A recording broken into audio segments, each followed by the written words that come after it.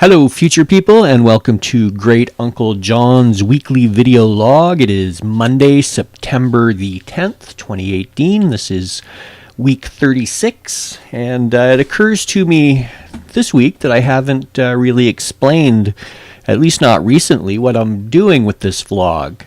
It was a personal challenge to record a year of commentary on my life, politics, entertainment, whatever is interesting during the week, and to do a short vlog to document 2018, which I felt in January could possibly be politically extraordinary. I don't really think of it as a current events vlog. Nobody watches it except for Claire and Dave. But someday, maybe 20, maybe 40 years in the future, those of the next generation, my great nieces and nephews at the moment, may find it interesting to get a contemporary take on the climate, both environmental and political, in 2018. And if nothing else, this will give me a sense of accomplishment for fulfilling a goal. So here we go with some 2018 September weather. It's starting to cool off here in Pastland. We went for a lovely bike ride along the Rideau Canal on Saturday, and we'd wished we'd brought a jacket because the breeze coming off the canal was pretty chilly, at least until we warmed up a bit with our ride. It was nice to spend a day being a tourist in our own beautiful city of Ottawa. There's so many great things to see and things to do that we always travel. The exotic and out of the ordinary is always interesting, but we can find a lot of really cool stuff. I mean, people travel to Ottawa, so we can be tourists in our own town. Let's see, in financial news, my pot stocks are finally starting to move after months of steady decline. Over the last couple of days, Tetra Biopharma has made good jumps, and I'm in the green with TBP. Fividia is moving. They're a beverage company, but I bought at a stupid price, and I've been waiting for the stock price to catch up ever since. I didn't have money to double down, as they call it, back when it was cheap, and I didn't know if I was chasing good money with bad money. I don't know what I'm doing, so it's just a step up from playing a roulette table, really. My other stock, Nutritional High, is a bit of a dog, case in point. Even though I bought it cheap, it went up for a very short time, but then went way down, and now it's about half of what I bought it for. So should I hang on to them, future people? Should I dump them? Will I retire in my couple of thousand shares of a penny stock? Too bad there isn't a button where you can send advice into the past. I know it will never be invented, though, because I don't currently have one. In local politics, I haven't seen or heard much other than some lawn signs. And in my neighborhood, the restaurateur, what's his name? Sweda? Let me find that. Sweda has more signs up, so if I was Diane Deans, I'd be worried.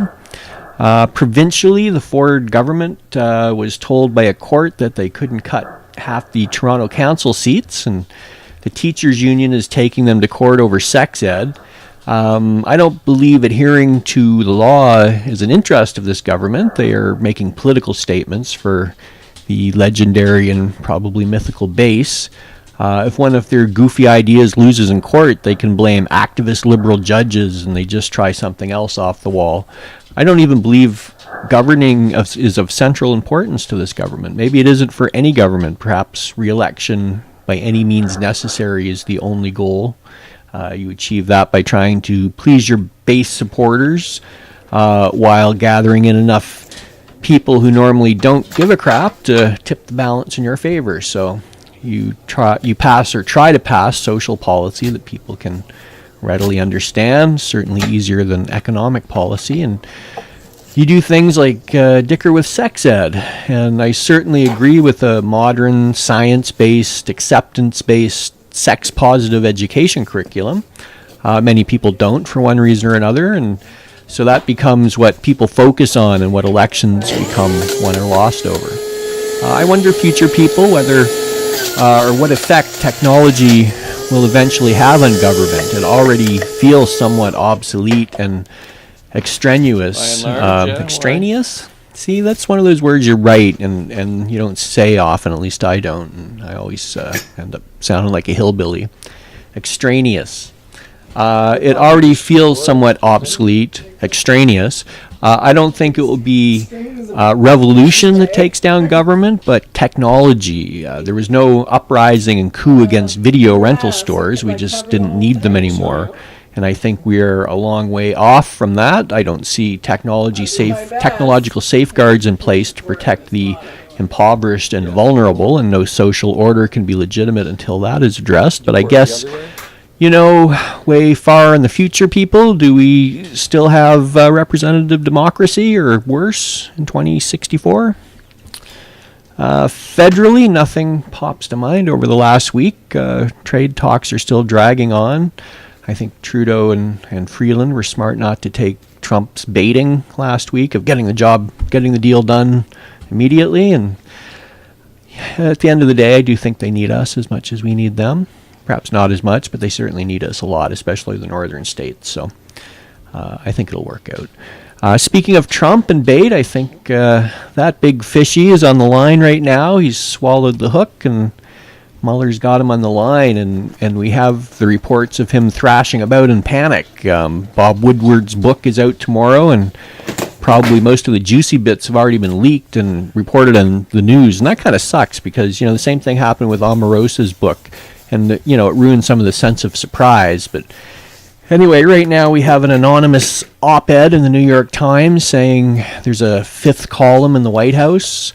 I almost agree with Trump that this is a cowardly move. So much more effective for a top official to step out and apologize for their role and what's been going on in Trump's shenanigans and be a public face of defiance. I think that would be far braver and far, probably, cynically, probably far more lucrative for the person as well. This secrecy stuff seems kind of weaselly to me, and says the guy wearing the sunglasses. We shall see if this person, and I will assume the New York Times won't screw up so badly as to post a fake op-ed, perhaps to maybe someone planted it to make them look bad. That would be very Machiavellian, and I don't think the Trumpers are that organized or clever, really. Anyway, you probably know who the deep throat is, or maybe we should call them gag reflex. I may know too by next week. I don't think secrets keep as long as they did back in Nixon's time. My guess is Kellyanne Conway. So it's Monday at 5:30, September 10th. I haven't watched the news in a couple hours, so maybe it's already been reported. But I bet you it's Kellyanne Conway. But my guesses are almost always lame, so we'll see. Maybe it was Donald himself, just to cause some kerfuffle. Anyway, that's it. Have a good week, future people, and I hope to be back next Sunday to do this again.